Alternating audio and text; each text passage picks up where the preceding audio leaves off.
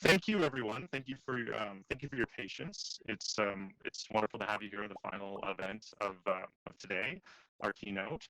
Before we begin, I would like to acknowledge the support of the Canada Council through the Digital Strategies Fund. Without their support, none of this would be possible. And I'd also like to acknowledge where I'm in Kingston, which is the traditional land of the Haudenosaunee and Anishinaabe peoples, and I'm honored to be conducting this beautiful journey on the lands that are traditionally theirs. Um, We've talked a little bit about mechanics as far as the raising your hand participation, because feedback is very important. So thank you all for jumping on board there. And another reminder for those of you on the live stream, please post in the Discord, and we will try to get to your questions time allows. So without further ado, please let me introduce Alex Doe. Alex Doe is a theater creator, director, actor. He's the associate artistic director of Single Thread. He is also the former artistic director of Theater by the Bay, and he's also the project lead for this wonderful conference that we're all participating in. So please give him a warm clickety click, click, click, click. Yes, very good. And also a fact that I need to say, he actually made this space that we're all in. So please give him a warm hand. Alex, please take it away. Thank you. Thank you, everyone. That's very kind of you. But I have the real honor right now of introducing to you a really, really special guest that we have with us, Yelena Rachitsky. Yelena is the executive producer of experiences at Oculus. She has overseen dozens of groundbreaking narrative-driven VR projects that range from Pixar's first VR project to a whole bunch of others, and we're going to hear about those today. And before she was at Oculus, Yelena was creative producer for the Future of Storytelling, which aims to change how people communicate and tell stories in the digital age. She has also helped program for the Sundance Film Festival and the Institute's New Frontier program. She spent 4 years in the documentary division at Participant Media and has worked on films like Food, Inc. and Waiting for Superman.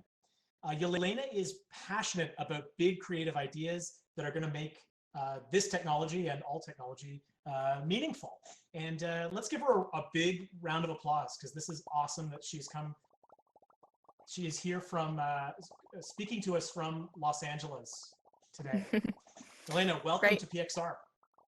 Thank you so much for having me.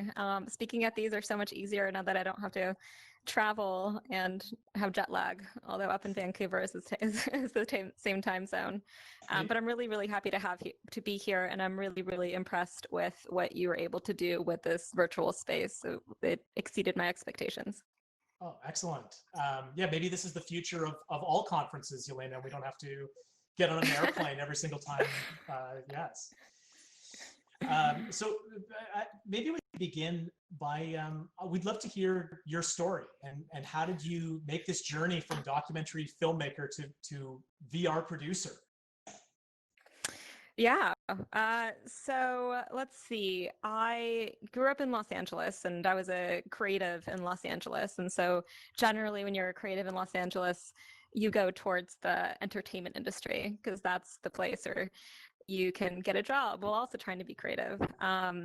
And I first started out in the independent film and documentary world, because I really thought, how do we create change? How do we use creativity? How do I satisfy my insatiable curiosity and all of that, which was really exciting. And it was very powerful to be able to be part of films like Food, Inc., where you can actually see how it changed people's emotional stance on topics and how they were emotionally affected. And to be able to experience that for something that helped come to life was really powerful.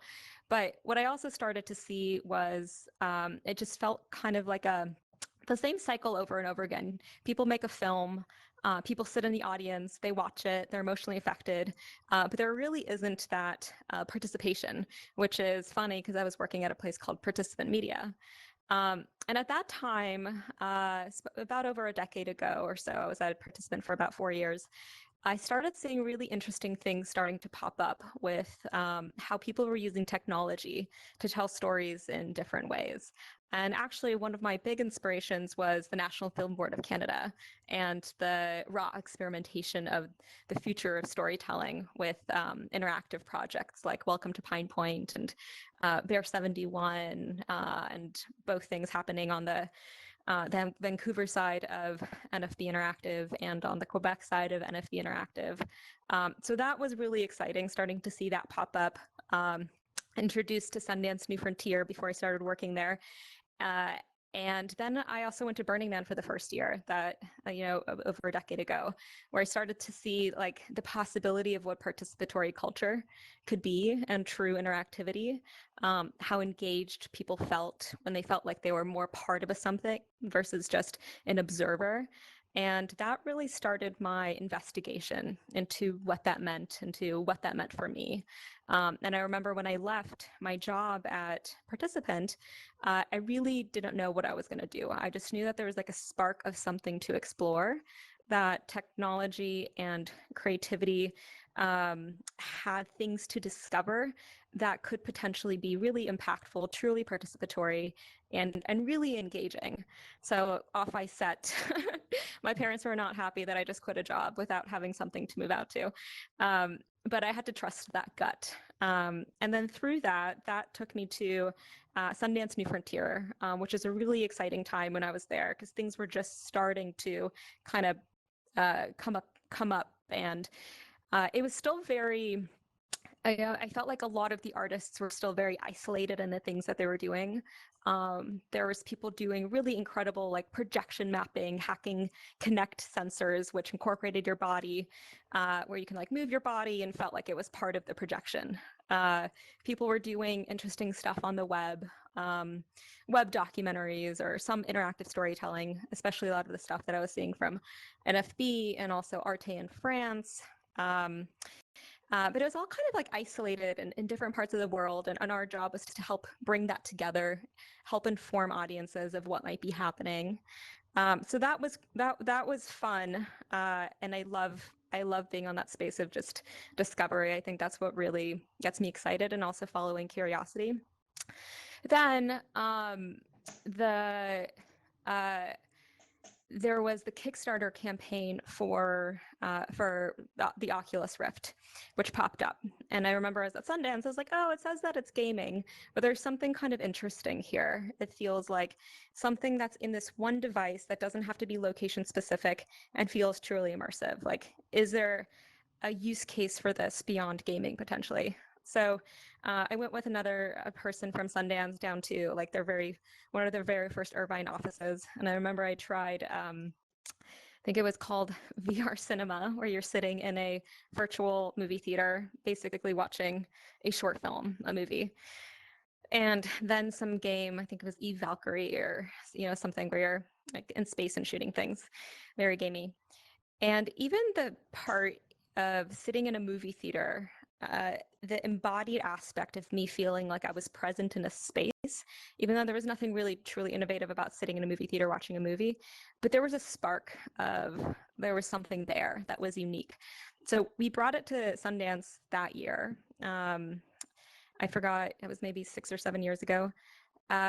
And before then, I found that New Frontier was just this really cool space that you love to go to, but it was always like the weird kids in the corner.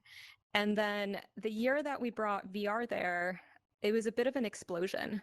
I think it was the first time that a lot of the traditional storytellers and filmmakers tried a technology and recognized like, oh, there's something here for me too. It's not just, a projection art on the wall or something that's like installation art. Like there's actually something that I think my narrative skills can take me there because I feel so present in the space and it affects me in a more embodied, visceral way versus just vicariously living through a narrative, which is still very, very powerful. So then from there, that journey took me to Future of Storytelling, So I moved over to New York. I don't know how many of you are familiar with the Future of Storytelling Summit, but it was also another really awesome job. It's a summit that happens every year that thinks about how is the digital age changing the way we tell stories, but also bringing thinkers from all around the world to discuss and understand what's happening. So the psychology of storytelling, the technology of storytelling, and so forth. And so that gave me kind of a greater understanding of where things can go. But, I think since that first spark of putting on a headset and knowing that, like, I think this is the thing we were looking for, because you don't have to be in a specific location, and almost any kind of art or creation can fit into the space, and an audience from anywhere in the world can actually experience that. Just kept tugging at me. So from there, I moved over to Oculus Story Studio. That was about almost 5 years ago. And I don't know how many of you are familiar with Oculus Story Studio, but it was founded with the question of, can you tell a story inside of VR? Because at that time, that wasn't something that we knew, because you're present in a space, but you don't have all of the techniques that you have for storytelling. You don't have the cuts, you don't have the close-ups. It's what is that new language that we're kind of creating? And from there started that investigation, which has been really, really exciting. And I think through there, and also just going back a little bit in when I was living in New York for Future of Storytelling, one of the things that I really got excited about and that gave me that real sparkly eye effect was my deep dive into immersive theater within the New York scene. And that to me was also a drive within VR, because the feeling that I got from immersive theater of being embodied in a space and feeling like I'm part of the show, and an actor just taking me on this like whimsical journey and creating these moments of presence and making me feel like I was there, was so powerful. I was like, how can technology replicate that in any way? Can technology help at least give some feeling of that strong human feeling that immersive theater gave me? Especially, I think Then She Fell was one of my big inspirations, because it was just, it was so intimate and it was so wonderful. So when I was at Future of Storytelling, I don't know, then when I was at Oculus Story Studio, we thought a lot about that as well in telling the story, because in immersive theater space, they really think about how do you guide bodies through spaces? How do you tell physical stories? How do you use space and the movement through space to guide? How do you use lighting and sound to help guide? Because that's really the power. How do you find that balance between creating a space and a world for exploration, but creating a world and guiding your audience or your participant, or whatever we decide to call it, on the journey that you've created for them? And so it's that constant give and take that I think immersive theater has been like crafting so beautifully. So we actually worked with Third Rail, who made Then She Fell, on one of the VR projects, Wolves in the Walls, which ended up winning an Emmy last year, to really learn of how do you craft your connection with character, connection to space, using the techniques that have been learned throughout. So that's a long-winded answer of kind of how I came to the VR space, and then we can chat a little bit about what's happened since then. I think to say that was long-winded does it a great disservice, Yelena, because that was a great answer, and it was so it's so cool to hear how you've had like a front row seat to this really incredible moment for VR, and how your career has developed alongside that. I want to kind of zero in on something you were talking about, that when you the first time you tried VR, that it was like a game, and if you could speak to, I don't know, in terms of what people are expecting when they put on a VR headset, or how is VR not just a platform for games? How is it a platform for storytelling? And how do you communicate that to people? Yeah, I think games have been a very obvious fit, because in the past, games are basically created in a 3D, three-dimensional world. You just experience it on a flat screen, but the models are 3D. You're going through various worlds. So really just that transference of bringing it into VR, it's definitely not the same. And it's very hard for game developers to transfer their skills over into VR, but it's an obvious jump. All the other things that we're bringing into VR, we're kind of reinventing, not from scratch, but really, really a much bigger reinvention than it has been for games. So I think the question's in two parts. There's the creative aspect of how do you make content, non-gaming content for VR. I think VR has a incredible potential to be for everything. Like right now, we are at a conference. We could easily jump into doing like what we're calling infinite office of or a virtual desktop of creating work and doing something that's productive. Or we can go and watch a story or watch a movie. The idea of a virtual world is that it's, in a sense, can recreate reality, but in a virtual space. So the possibilities are limitless. I think the slight gap that we're going to be taking a little time to work through is who currently the audience is, because realistically, the people that have been buying headsets early on were generally early tech adopters, and usually those are people who love games and love new technology. So it's important for us to have the things that we know that the audience that are actually purchasing the headsets want, but at the same time, working and experimenting and pushing the stuff forward that we think will be here within the future.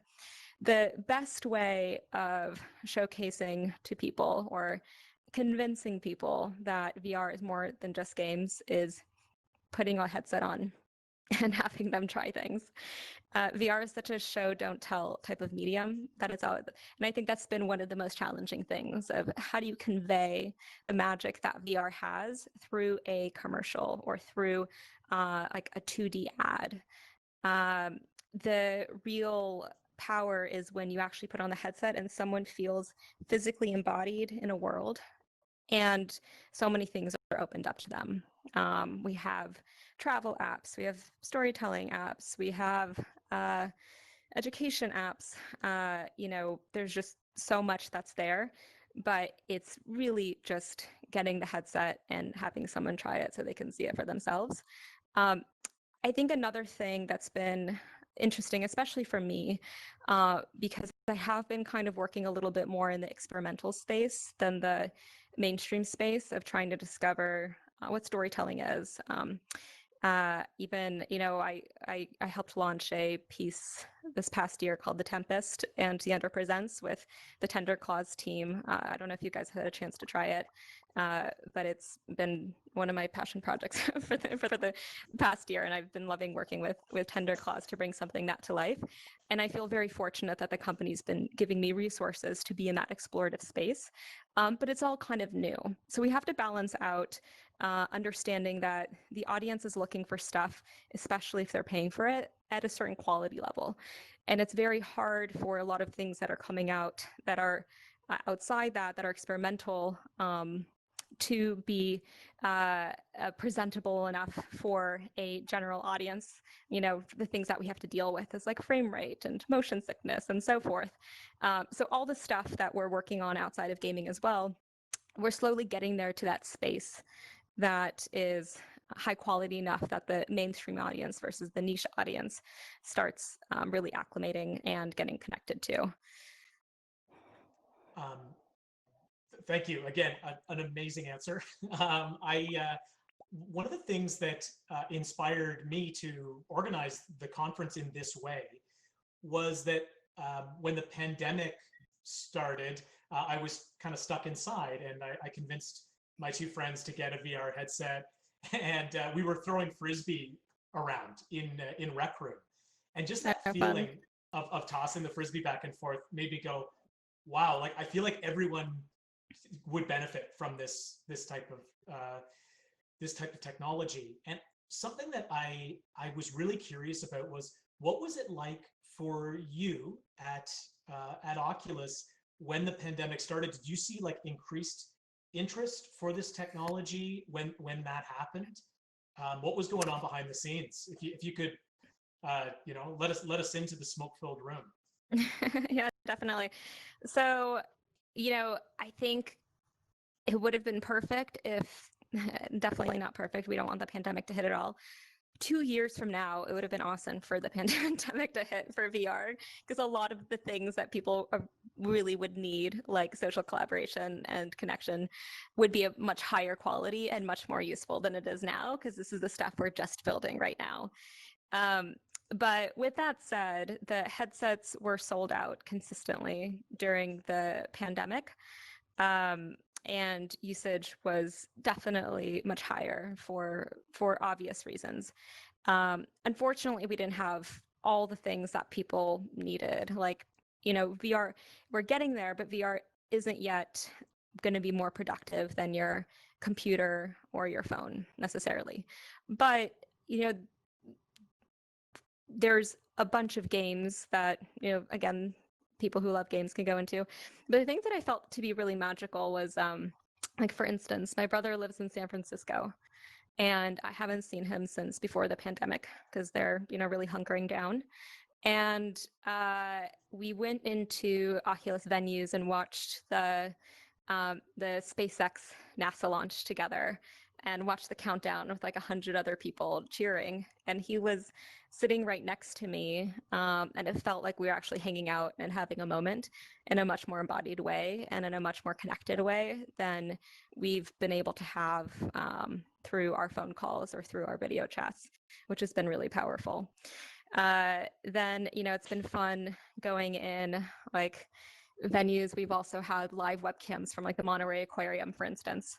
And I remember when I went in there, there was a bunch of teenagers who are homeschooled right now, and they were feeling like they were on a field trip, which is pretty exciting. So you can imagine people, kids or teenagers stuck in their rooms, really not seeing that many people, and then being able to virtually travel, feel like they're at the Monterey Aquarium and actually connect and talk to other people.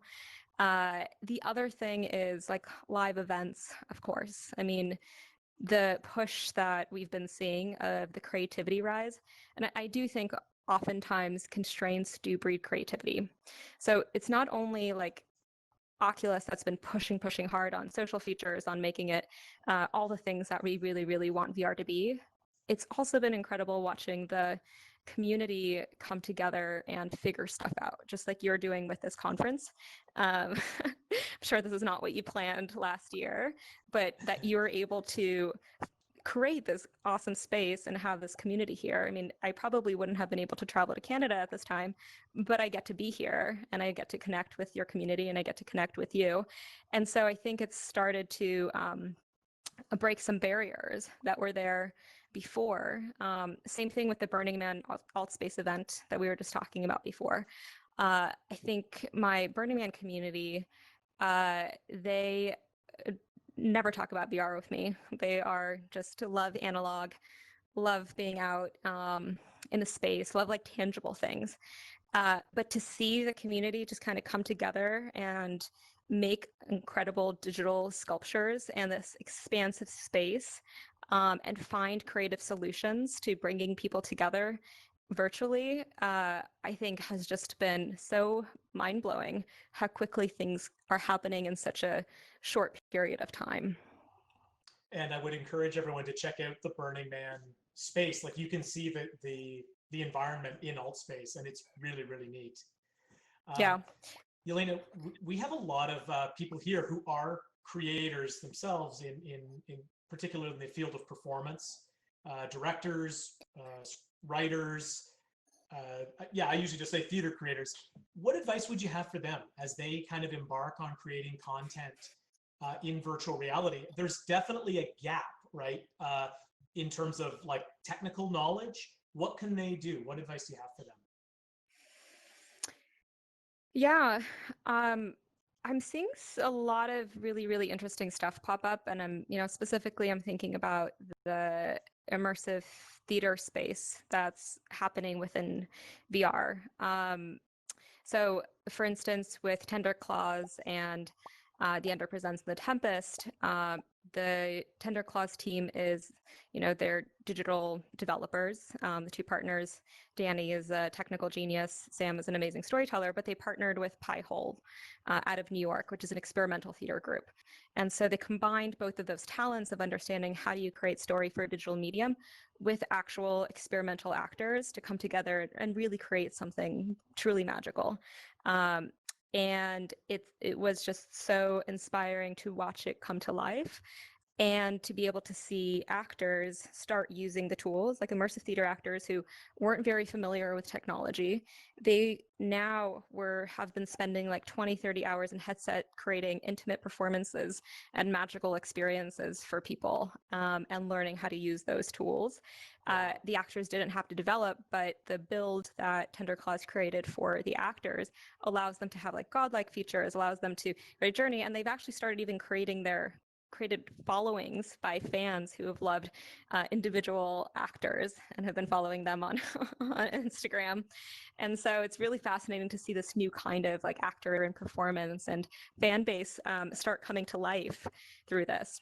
Apart from that, like VR can definitely be intimidating, especially to create something good and within the limitations of the technology is really hard. And that's not, that's not something to skim around. It's just a really hard thing to do well. And there's starting to be more developers making good stuff, but it's been we've been in this for 5 years now, and we're starting to just see like awesome work get made because everything's been figured out before.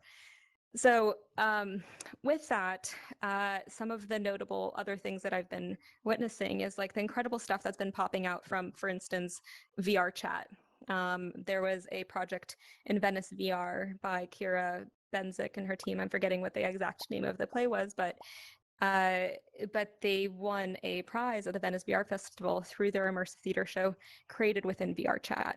So it's partnering with your, if you have no technical knowledge, it's finding the person who knows how to make stuff and co-developing it together. Because I think there's a lot of technical people that are really interested in making something unique and creative. Same thing for something called Neos VR, which is another metaverse world. And there was another project made from there called Metamovie, I believe. And that's also another interactive experience. And they used a lot of the tools and the creator tools that Neos made to be able to make this show. The other thing is Horizon, which I know is still in its beta build. And I just spent a few minutes in there again before I came in here. But once that starts becoming more accessible, the creator tools in there are much easier than coding. Definitely more limited than what you can do within Unity and create spaces like this. But I can see that really, really growing. And then I can see that starting to be a space for more performances to start taking shape. So you find the partner who helps build the world if it's not something you're comfortable with. It's not that dissimilar from, if you're a director, you have to find the camera person that knows all the technical stuff of how to shoot. Or if you're a theater maker, you have to find your lighting technician and a person who knows all like the technical stuff across the stage and the music. So it's just a new type of technical partner that you would have to work with to really create. The best thing you can always do in VR to really know how to make something is just try as much stuff as possible. It's really, really hard to think like, oh, this would be really cool in VR. Because once you're in it, it's just generally about how something feels to you and why something works and why something doesn't work. Like, when do you find connection with a character? How do you create something social where people can understand what's going on and have positive behavior with each other? When did you get moved by like some set design that happened? What didn't work for you? And through that, really trying and experimenting, and not just theater stuff. Like, we have so much to learn from the interactivity within games, all the different social spaces that are out there. It's just learning to you, because I think everyone's theater work is personal to them, of what their story is, of what they're trying to create with the audience. Really understanding why does something work for you, why doesn't it work for you, start taking shape from there, and then find your technical partners to help start making it happen in some way. Yelena, we started a bit late, so I was wondering if it was all right with you and with our attendees if we extended by 10 minutes, if we just went an extra Yeah. 10. Is that okay? Yep, as long as my Wi-Fi holds. Do you still hear me okay? And I was having sound issues before. I hear you so clearly. Actually, Perfect. it's I'm glad funny. it worked out. It's night and day from before. I don't think I've ever heard someone speak so clearly in VR. This is great. Yeah, we were cutting it close before, but my audio wasn't working at all. So I'm really happy it worked out. So, and I was told while you were speaking there that the title of that piece from Venice is Finding Pandora X. Yes, you were mentioning. thank you. So on that note, since I'm getting, oh, I get someone making a sad face. Okay, all right. On that note, definitely, and that note too, I think let's open it up to the crowd for questions. And this is a brand new feature that we were figuring out this morning. So let's see how we do. Liam is going to manage our questions, and let's see how we do here. Okay, in the spirit of experimentation. All right, we have a question from Michael Wheeler. Michael Wheeler, you're live in VR. Hey, Michael. Oh, I can't hear you. Hear me? Oh yeah, Can you there hear you me go. now? Yeah. Yep. Great. I like your mohawk. Oh, thank you so much. It's a bit aspirational, but it's serving me well here. Thank you. It was really awesome to hear everything you had to say. And when I did Tempest, I'm mostly a theater person who's kind of arriving in VR this year, I guess. I found it like a really fundamental shift in terms of what I understood could be possible in a theatrical context. And I'm just curious, I know the main performer, I felt like they were more photorealistic than the avatars that we're here wearing. And I'm just wondering like what the difference is in how performers in that piece are captured as opposed to audience. Wait, so the question is the performers in Tempest versus the audience in Tempest? Yes, my experience was that the performer in that piece was more, I would call photorealistic. And I'm just wondering if they're captured in a different way or if they're just also using a quest or... Yeah, honestly, so they're just an avatar, just like we are right now. All the actors are wearing are just quests and controllers, and through IK, they're able to predict like where the feet are moving and so forth. But there's definitely some limitations. But it's interesting that you say that because actually I find the avatars to be highly, highly stylized, where you don't see their mouths moving. You don't really see any facial expressions versus here you start seeing mouth moving and like the eyes, even though the eyes here kind of drift a little bit. You don't see that. So the audiences in the Tempest, it takes a bit of a playbook from something like Sleep No More, where everyone's a bit anonymous and you wear the mask, and so everyone kind of looks the same, but made in exactly the same way. They're made in Unity. They're just styled very differently. But I think what's interesting there is because the actors are so expressive, I think your imagination fills in the gaps to make it feel more realistic to you. And I think that's one of the things to think about for VR. We're not there yet where we can have fully realistic avatars that exactly see what your facial expressions are or where you're looking or how you smile. And as humans, we are so registered to read facial expressions. So I actually find when you try to put too much face and you don't get the exact reads, that starts getting into an uncanny valley zone. But if you leave a bit of a gap and keep it stylized somewhat, then audiences start filling in the gaps with their imagination based on what they're hearing and gesturing and the gestures you hear from the actors.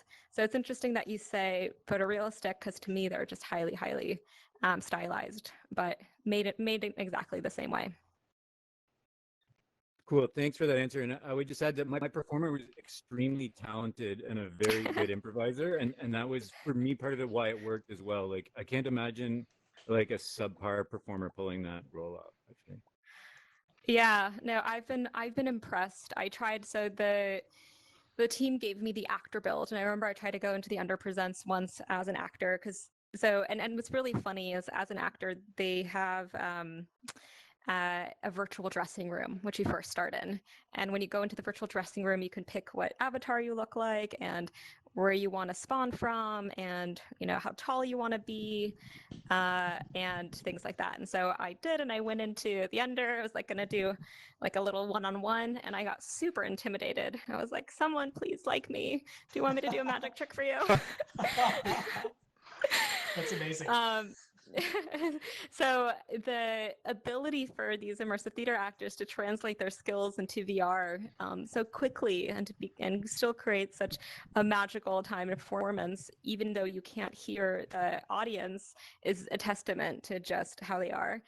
And what people have said is that every time they've gone to a different performance of The Tempest, it's always been slightly different. So even though there's slight script, the improvisation they're able to do is pretty incredible. And a lot of them kind of have taken on and expanded their characters into built them up in ways.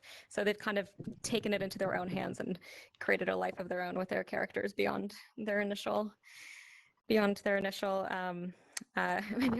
role, which has been super fun. On that, I've been told by someone in the audience that we have one of the actors from the Under here, Deirdre Lyons. Wow. And that maybe Deirdre will join us at Pennefather's Tavern after him. We can ask questions about the Under, which everyone should download. You can download it on your Quest. The Under presents, and then you can get a ticket to see The Tempest. Very well worth your time. It's a fantastic actually, piece. sadly, no. Oh, sorry, guys. Yeah, this run just ended September 30th. No. But the Under presents the main experience, has actors in there. You just never know if you'll get an actor experience until the end of the year. But The Tempest itself, we might, bring it back. We have to see. But this first run finished. That's our loss if we missed out. And Liam, do we have time for another question? We definitely do. And just if I may, everyone, just a reminder, the emoji, the button to hit if you'd like to ask a question isn't the hand in the normal emoji menu. It's in the bottom right corner, just to clarify that. Just a reminder.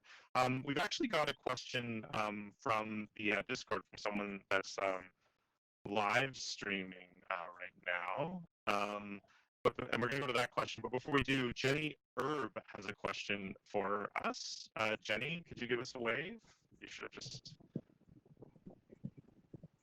Hey, sorry. I think that's a mistake. I was just using the raise hand back before the presentation started. When you showed us how to use it. Oh, well, no problem. Thank you for sending it out. This is, I'm dreadfully sorry. So let's pretend this never happened. And because really funny. It's all not real. And let's go to let's go to Aiden, who has a question from the Discord. Great. Hello all. Our question from the Discord is, Oculus is a company. You mentioned the role of guiding people. How do you plan to guide for social cohesion and diversity in VR? Yeah, that's a great question. A big part of, and so much of our conversations, especially in the social VR space right now, is how do you make people feel comfortable? Given that, VR isn't quite real life, there is sometimes some level of anonymity, and the internet, although started off as a utopian vision, has a lot of dark spaces. So much of the tools that we think about, and that the social teams really think about, is how do you create a sense of safety? How do you make everyone feel welcome? How do you make sure people have the tools to report other people if they make them uncomfortable? There is even, we have live moderators making sure that the spaces have no abuse in them and everyone is completely comfortable. Definitely a hard problem to solve, but it's something that is thought about And I think that goes into all parts of the experience, even like the design of an experience, I think shifts people's behavior. So like Horizon, I think the avatars are friendly and the space is also a lot brighter. I gave it a talk at Oculus Connect a couple of years ago called The Hierarchy of Being, Embodying Your Virtual Self.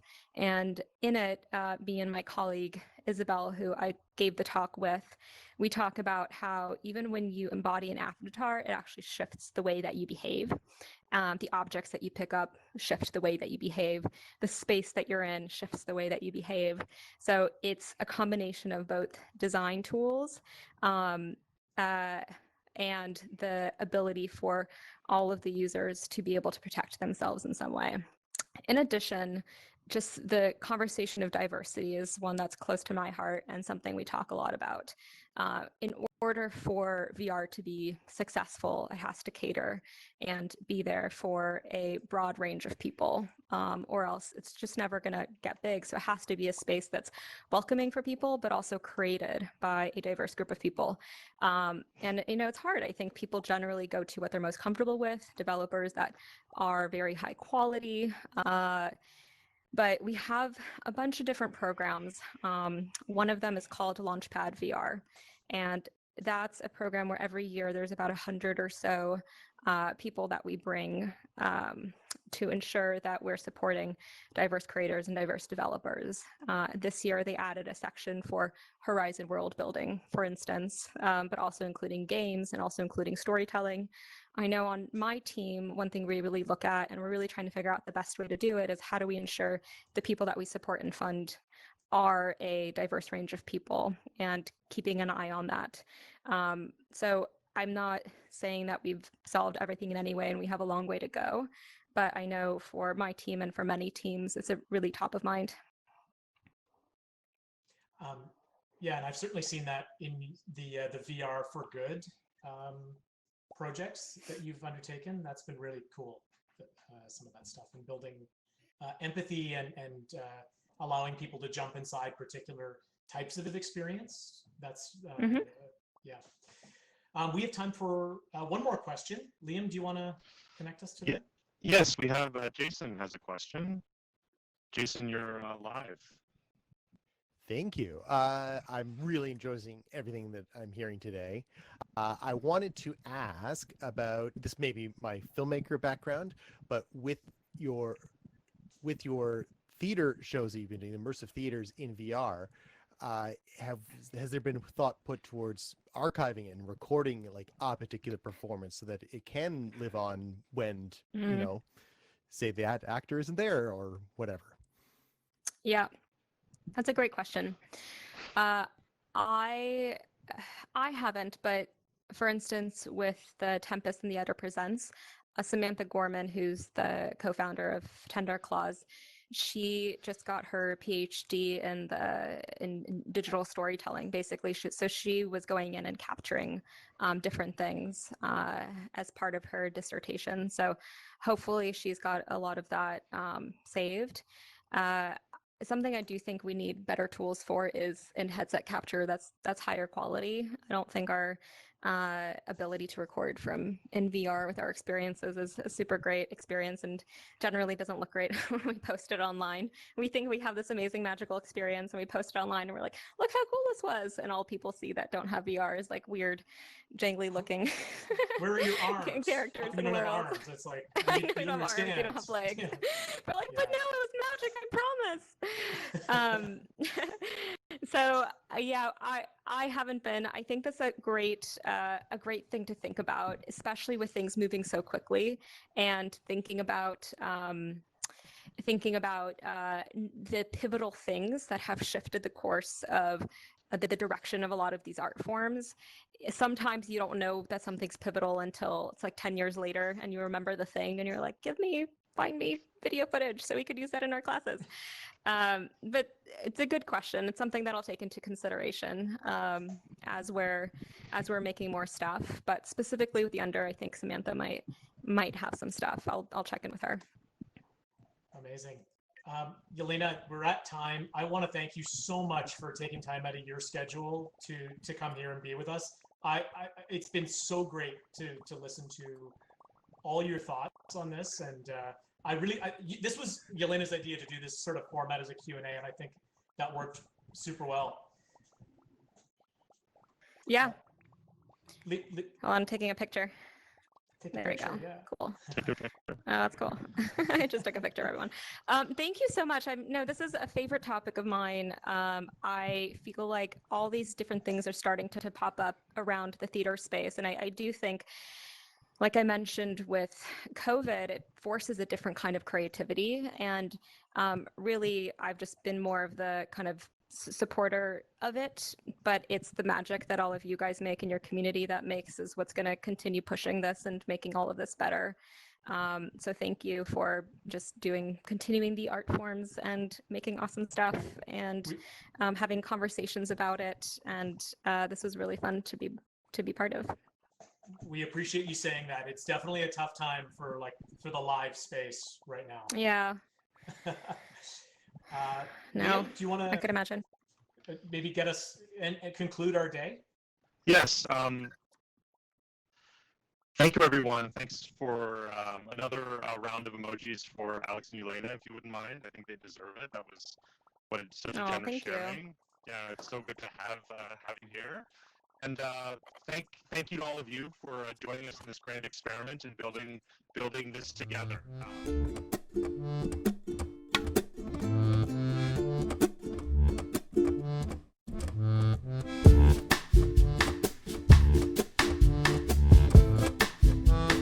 Ha ha ha!